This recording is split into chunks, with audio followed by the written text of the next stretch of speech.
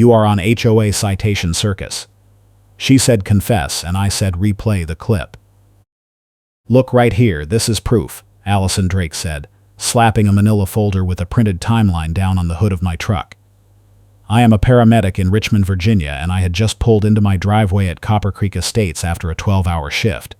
My gate fob was missing from my cup holder. I had reported it to the office that morning.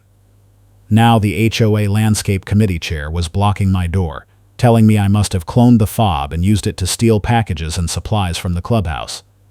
She held a clipboard with color tabs like it was a court summons. I am the one who decides what counts, she said. You have until tomorrow to return what you took, or I am escalating this to the management company regional supervisor. I did not clone anything. I lost my fob. I reported it this morning. She shook her head. The gate log shows someone entered the clubhouse storage closet last night using a fob registered to your unit. A set of smart lock batteries and tools went missing. You were the last one near the donation table at the community cleanup event last weekend. I have 3 witness statements. I work nights. I was on shift last night. I can pull my schedule. She opened the red folder and pulled out a vendor invoice packet with sections covered by sticky notes. This is from the battery supplier. They confirmed the serial numbers. I have already contacted the tow company. If you do not comply, I can suspend your access fob today. That was escalation step 1. She was threatening to lock me out of my own neighborhood. I had just started this paramedic job 6 weeks ago. I was still on probation. I could not afford to miss shifts for HOA hearings or spend hours fighting bogus theft accusations. The stakes were brutal. If she suspended my fob, I would have to wait at the gate every time I came home and call the office to get buzzed in. The office closed at 5. My shifts ran until 2 in the morning. Allison, I did not take anything. I need to see the gate log you are talking about. She snapped the folder shut. You are lucky I am not harsher. I am giving you a chance to fix this quietly. If you escalate, I will make sure the board knows you are running a side business from your home. That is a lease violation. I do not run a side business. What are you talking about? She gestured at my truck. You have been getting packages every week. Large boxes. Medical supplies. You are reselling them online. Those are work supplies for my jump bag. I buy my own trauma shears and tourniquets because the county does not stock enough. That is not a business. She smiled. Prove it. Bring me receipts for every package you received in the last 60 days, along with the stolen items, by 5 p.m. tomorrow. If you do not, I am filing a formal complaint with the police and the management company. She turned and walked toward the mailbox cluster, where 2 neighbors were pulling mail. She waved at them and said something I could not hear. They looked at me, then looked away. That was the public shame method. She was already rallying people against me before I even had a chance to defend myself. I went inside and pulled up my Doorbell camera app. I have a basic subscription that saves 72 hours of footage. I scrolled back to the previous night. At 11:47 p.m., my porch light triggered. A figure in a tan puffer vest and a gray baseball cap walked up to my door, looked around, and picked up a package I had not even noticed was missing. She opened it right there on my porch, pulled out a small box, and shoved the empty mailer into a shopping bag. Then she walked down my driveway and disappeared toward the clubhouse. I saved the clip. No sound, but the timestamp and the vest were enough. I also checked my delivery notifications. The package was a set of replacement batteries for my personal radio. I had ordered them 3 days earlier. The tracking showed delivery at 10:32 a.m. the previous day. Allison had stolen my package, opened it on my porch, and then accused me of stealing from the clubhouse. That was the frame-up method. She accused me of running a side business to make the theft narrative stick, then used my missing fob as proof I had access. The problem was, I had no way to prove the fob was actually missing versus cloned. I only had the doorbell clip showing her taking my package. I called the non-emergency line. A dispatcher told me I could file an incident report online or wait for an officer to swing by during their next patrol. She said if I wanted a report number tonight, I had about 90 minutes before shift change and I would lose priority. That was the time pressure. If I wanted documentation before Allison escalated, I had to move fast. I printed the doorbell screenshot and a copy of my work schedule showing I was on shift the night of the clubhouse theft. Then I drove to the management office. It was 4:30 p.m. The office closed at 5. The receptionist, a young guy named Marcus, looked up when I walked in. "Hey, everything okay? I need to request the gate access log for my unit. Allison Drake is accusing me of using my fob to steal from the clubhouse last night, but I was at work. I also need to file a complaint about harassment." He frowned. "She was just here an hour ago. She asked me to print a formal violation notice for your unit. I told her I needed board approval for that and she got pretty mad." "Did she ask you for anything else?" He hesitated. "She tried to get me to hand over delivery logs from the mailroom. She said she needed to verify a theft claim. I told her I could not do that without a request form and board authorization. She said I was being difficult." That was the vendor pressure move. Allison tried to bully Marcus into giving her access to mailroom records so she could build a case that I was receiving suspicious packages. She wanted documentation to support the side business lie.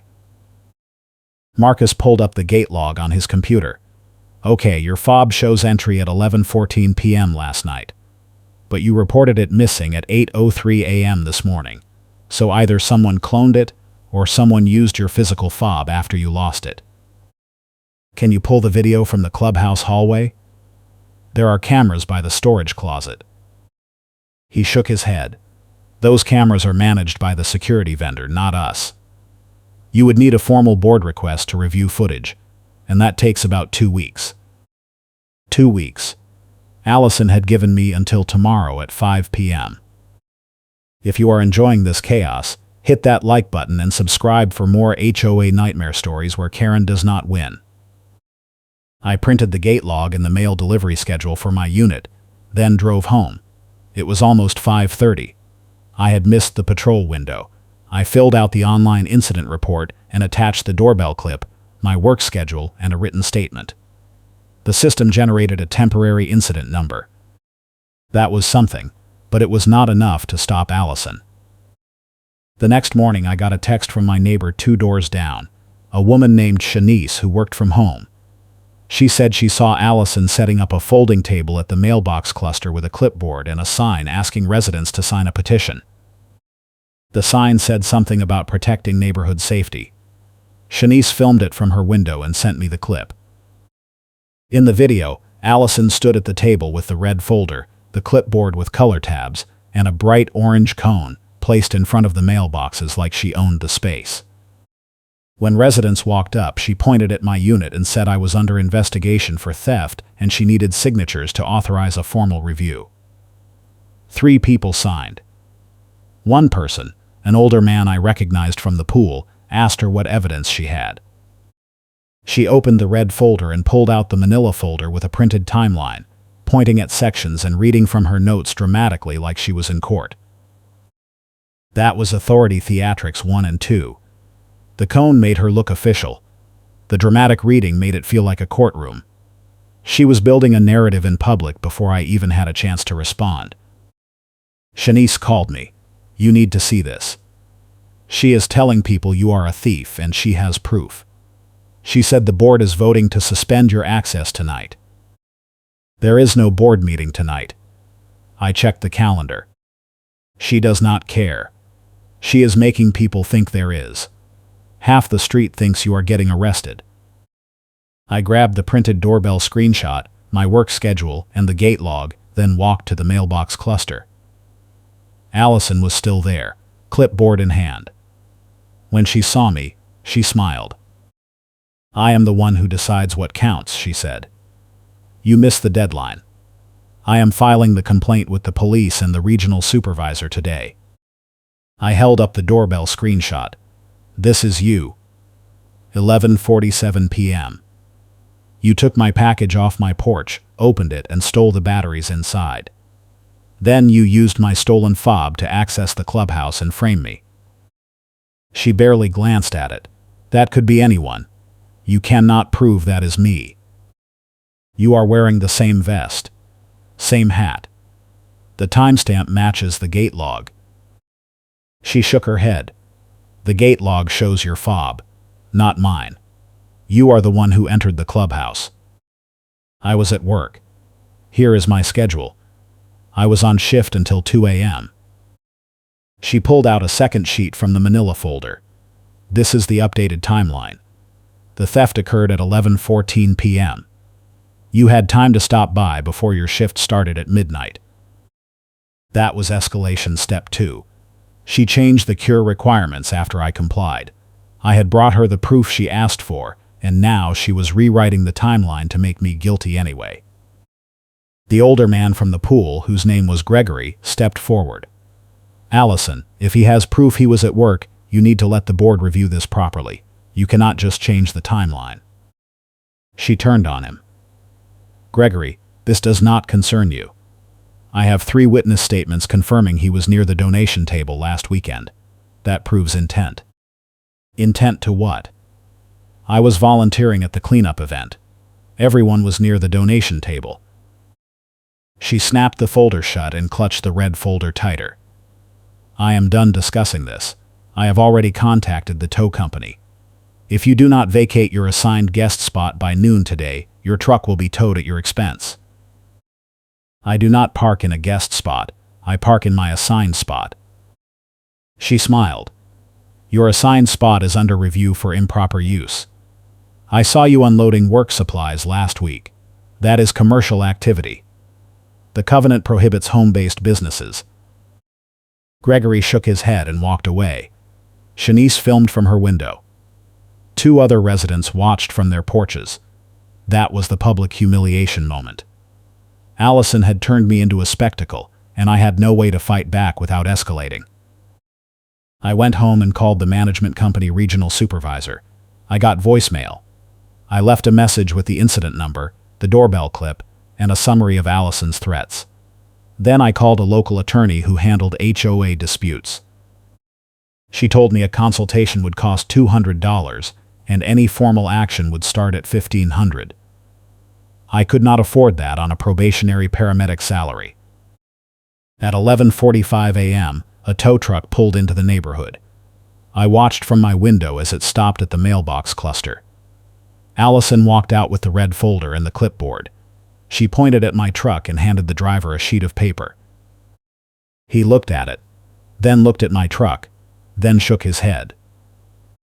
I walked outside. The driver, a middle-aged guy with a gray beard, was holding the paper and frowning. This authorization is not valid, he said. It does not have a board signature or a management company stamp. I need proper documentation to tow from a private community. Allison pointed at the clipboard. I am the landscape committee chair. I have the authority to enforce covenant violations. He shook his head again. Ma'am, I need a signed work order from the management company or a police tow authorization. This is just a printed notice with your name on it. I cannot take this. I pulled out the folded delivery photo printout and the gate log. I also printed the incident report confirmation with the temporary number. This is proof she stole my package and used my fob to frame me. She does not have the authority to tow my truck. This is harassment. The driver looked at Allison. Is that true? She clutched the red folder tighter. He is lying. I have witness statements. The driver held up his phone. I am going to call the management company and verify this work order. If they do not authorize it, I am leaving. He dialed. We all stood there while he explained the situation. After 2 minutes, he hung up. They said they did not issue a tow authorization for this address. They said you need to submit a formal complaint and wait for a board review. I am not towing anything today. That was the final humiliation moment. The tow driver refused Karen's order and asked her for paperwork on speaker. Allison's face went red. She opened her mouth, then closed it. She turned and walked toward her car, still clutching the red folder. Shanice walked over from her driveway. I got all of that on video. You want a copy? Yes. Send it to me and copy the management company. Gregory walked up. I am filing a complaint with the board about her behavior. This is not the first time she has pulled something like this. Last year she tried to fine someone for having a lawn service van parked in their driveway for 20 minutes. The tow driver got back in his truck. Good luck with this, he said. I see this kind of thing all the time. HOA board members think they are cops. I went inside and emailed the management company regional supervisor with everything. The doorbell clip, Shanice's video of the tow truck confrontation, the gate log, my work schedule, the fake tow authorization Allison had tried to use, and the incident report number. I copied Marcus at the front desk and requested a formal investigation into Allison's conduct. 2 hours later, I got a call from the regional supervisor, a woman named Diane. She sounded exhausted. I reviewed your email. I also spoke with Marcus. This is not the first complaint we have received about Allison Drake. She has been warned twice in the past 6 months for overstepping her authority. I am scheduling an emergency board meeting for tomorrow night to address this.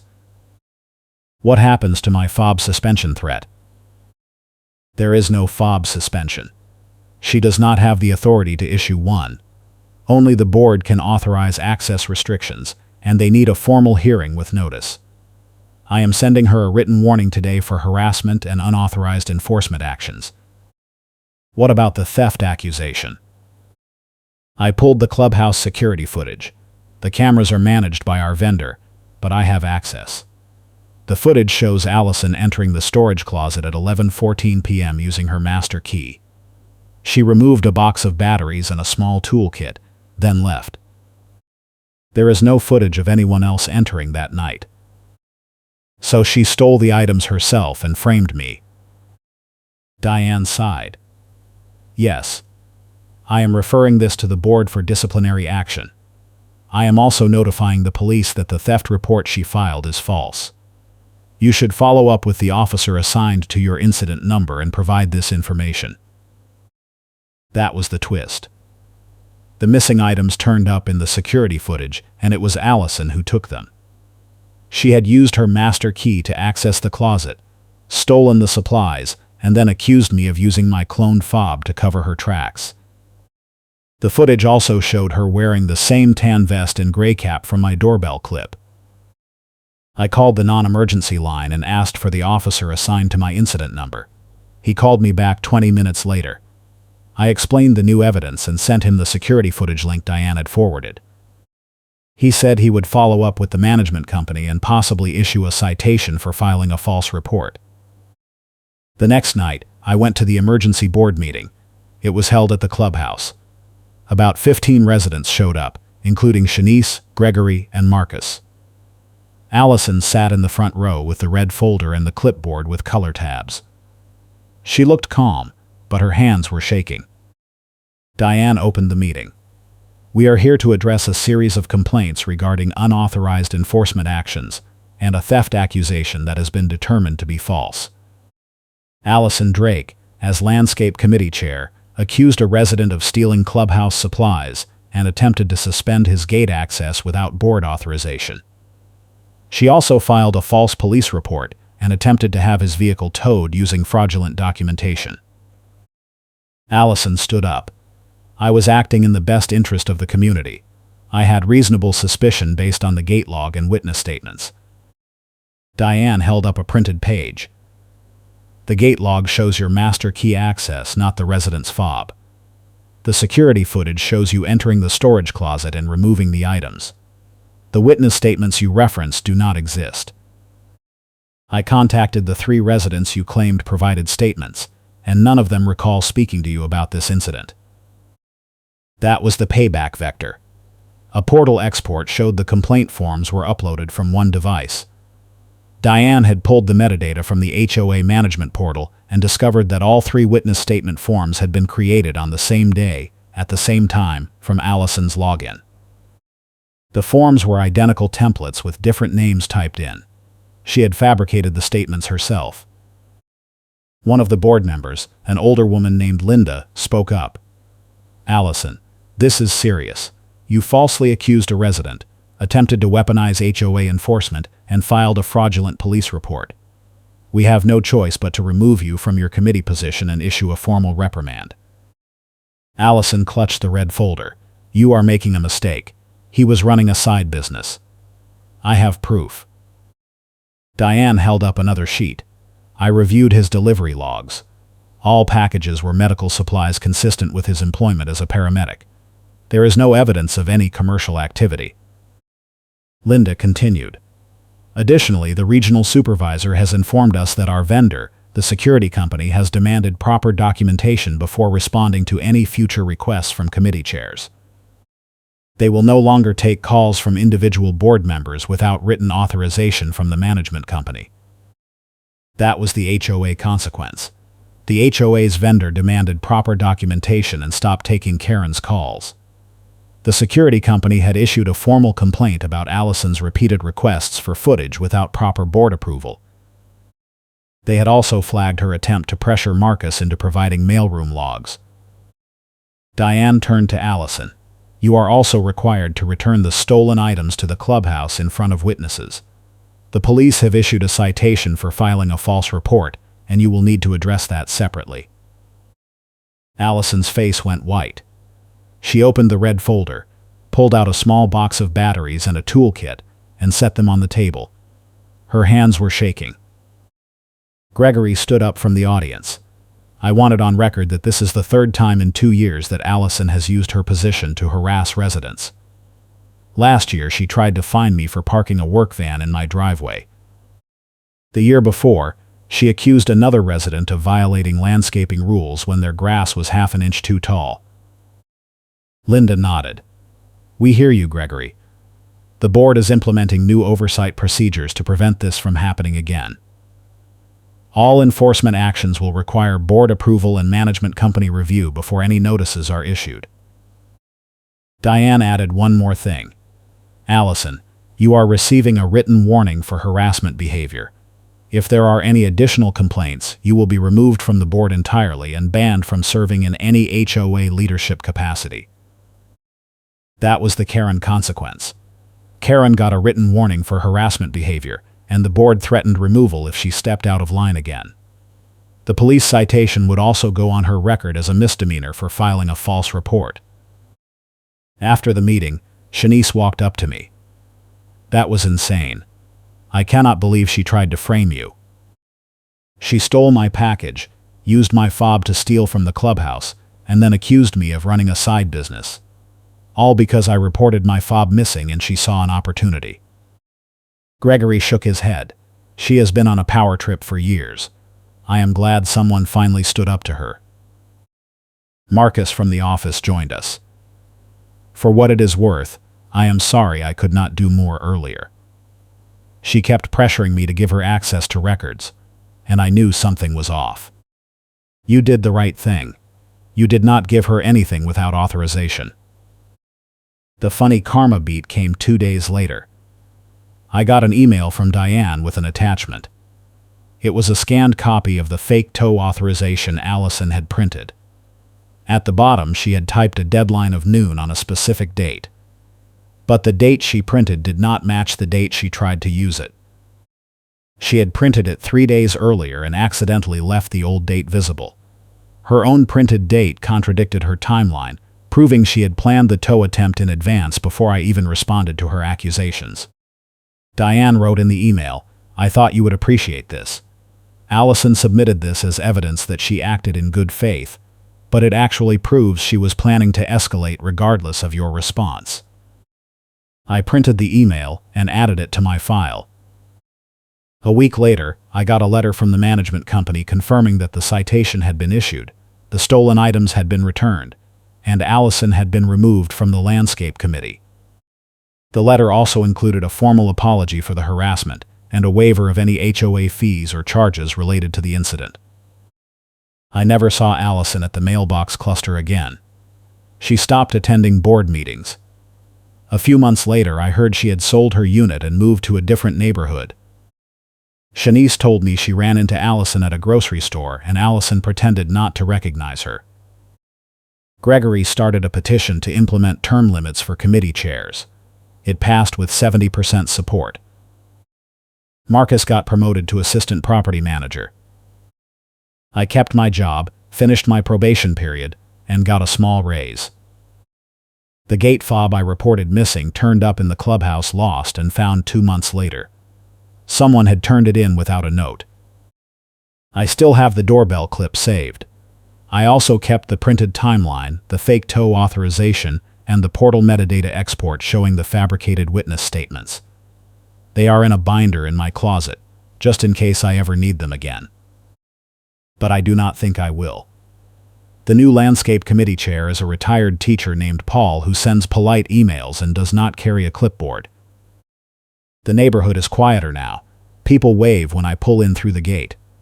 Shanice still films everything from her window, but now it is just for fun. And I finally got around to replacing those batteries for my personal radio. Thanks for watching, and I will catch you in the next one.